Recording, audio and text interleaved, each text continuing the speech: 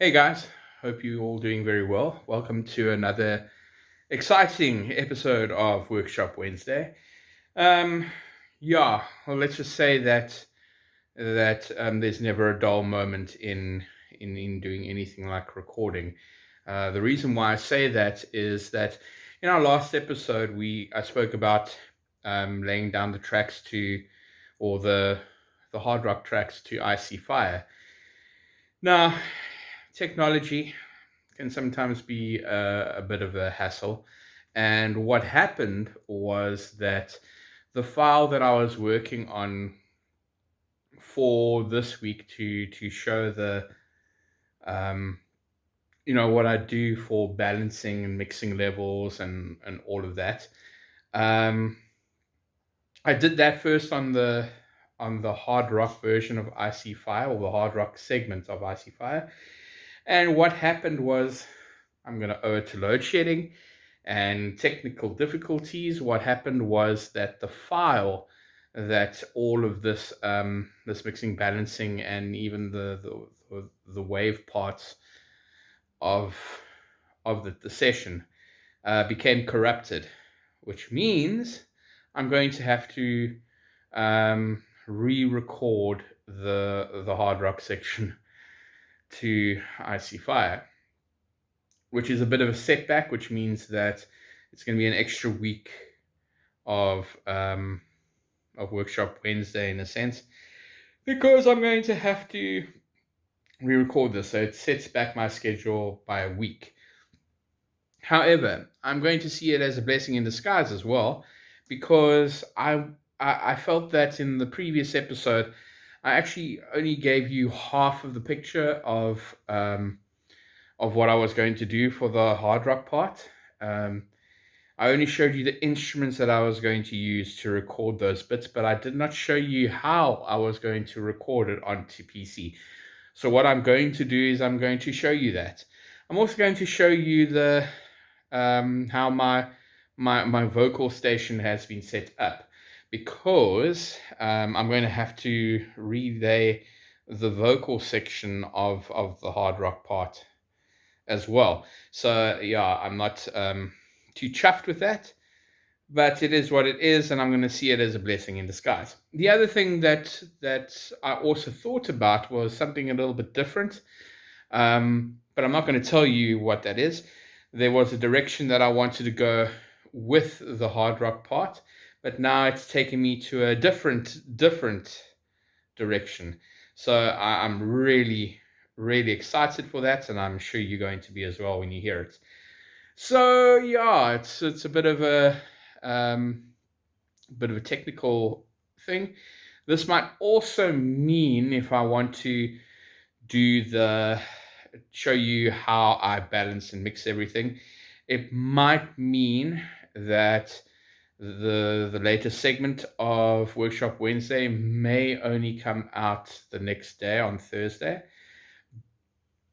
But you would have known that by the trailer and the premiere of this episode. So if it's a Thursday, sorry about that. I mean, things happen, technical difficulties, but I will try my best to make sure that everything is going according to plan for you guys, because I think that it's important that you guys know what's happening behind the scenes. And technical difficulties is what technically happens that you have to deal with.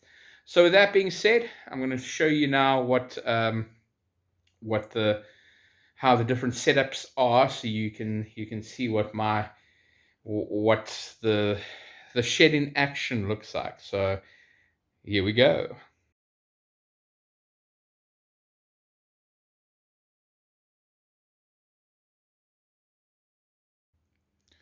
Right, as we step forward, you will see how I've set up my vocal station.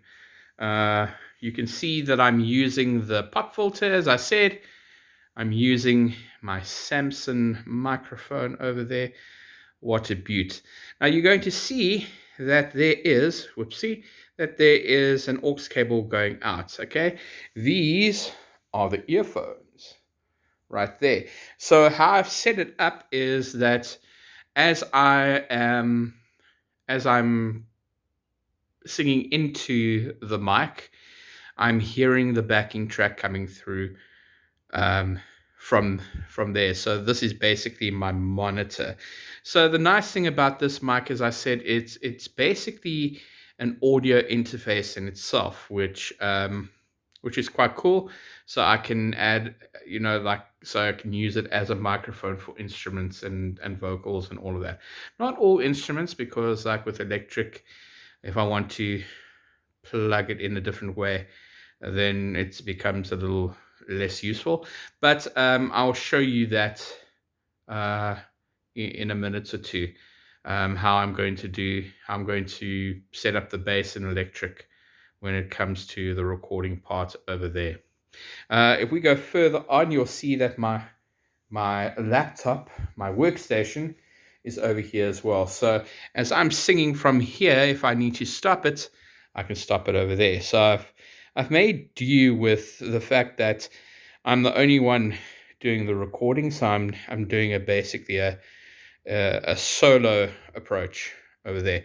So just thought that you'd like to see how this whole thing is looking. Very exciting. Um, I'm I'm enjoying this like hectically, guys. You have no idea. So when I set up the electric and the bass, you'll see how that looks. I'm going to try and keep the microphone in its right place, because the first thing that I'm going to lay down for the hard rock section of IC Fire will need to be the guitars, um, probably the drums first. No, I'm going to do the guitars first, then the vocals, and then the drums, which means that I'm going to have to use the metronome for this one. Um, so yeah, it is what it is. Hopefully this gives you a better idea of what I have to go through when it comes to recording.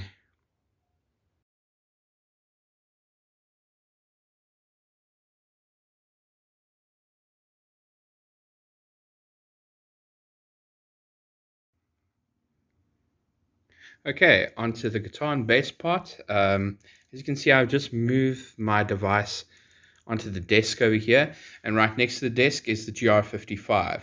Now, the reason why I've done that is that now the audio interface is basically the GR55.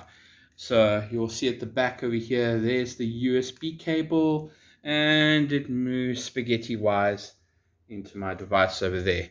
So the audio interface becomes that instead of the microphone, which makes it a lot easier.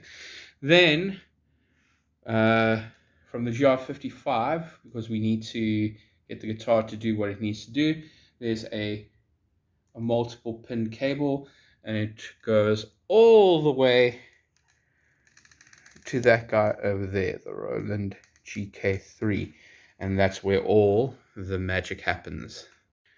Right, just laid down the guitar tracks and the singing tracks, the bass tracks. Now the last thing to do is the drum tracks, which I'm going to be doing tomorrow.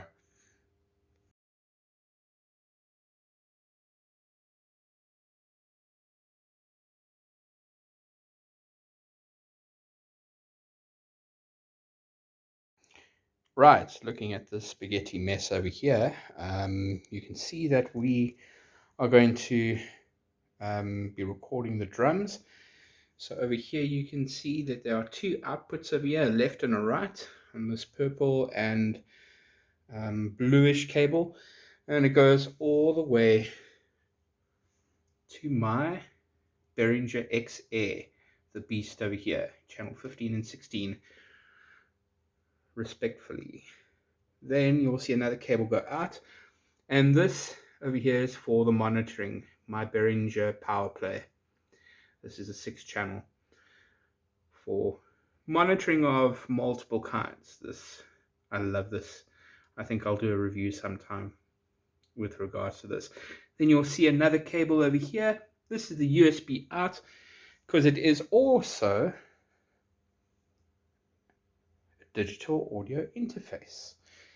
and this is the workstation that it uses, and this is how the interface goes, which makes it a little bit easier to record, I think. Now, the reason why it looks like the drum kit is more labor intensive when it comes to recording it is based on the fact that this electronic drum kit is a bit older. On the new electronic drum kits, it's the kit itself, it can be an audio interface, but because the kit that I have doesn't have a USB output for those kind of things, there's a little bit more labor that has to go into it. So monitoring and all of that has to go through 3 different things with cables going into it. But it makes it easier because for me, I like to be more hands-on with regards to EQing and all of that when it comes to the kit. We're going to have to do a sound check first, just to see that everything is running at optimum efficiency, which is why the laptop will be here, and I'm going to have to operate it using the mouse. Yeah, so we're going a bit non-tech on this side. So let's see how it works, and hopefully it works out to my benefit.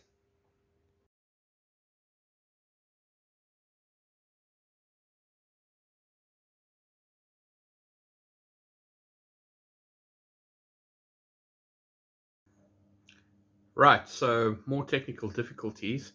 It would seem that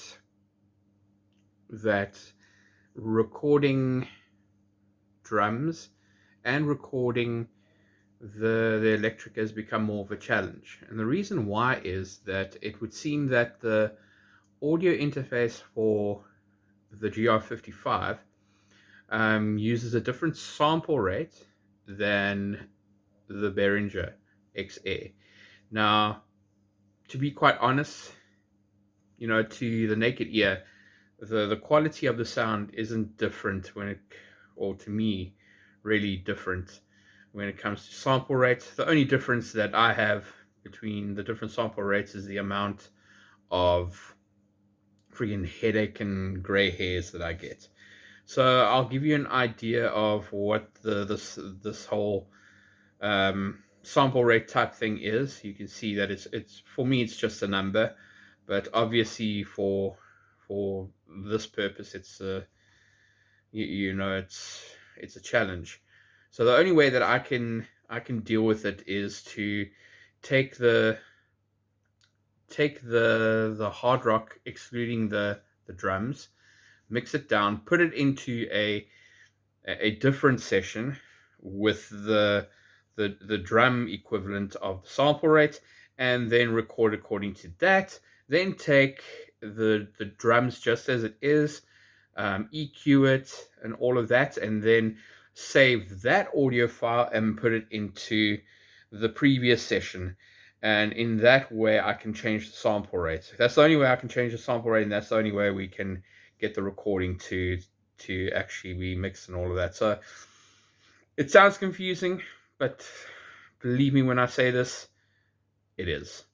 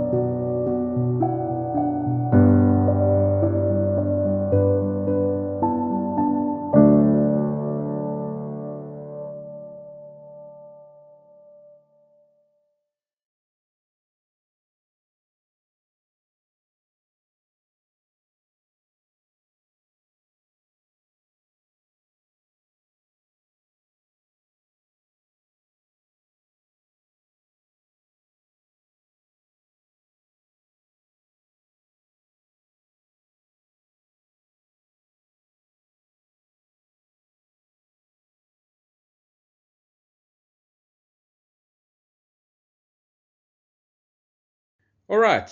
Now you can also see the the whole process that I had to go through to put all of it in one audio session. So now the next thing that I need to do is EQ it and all of that. And what that means is that now I'm going to take a week and do the balancing, compression, make it sound like the sound isn't meshing together. Now for that video, it's going to be more of you not seeing my face. It'll be more looking at the digital audio workstation, and you can see the process that I have to go through for it. Then my projected time to finish the actual audio track is next week. So next week there should be an audio version of Icy Fire. And then we go on to the video thing. I've had different ideas of what I want to do for the video segment of this, but I'm gonna have to think, because to be honest, come to think of it, I don't want the video to overshadow the audio part. So I might have something else planned for that part. But anyway, now it's time to end off. Thank you very much for looking at this. Now you can see what I had to deal with regards to technical difficulties. So I do apologize for that. But it is what it is. So enjoy the rest of your Friday and have a great weekend.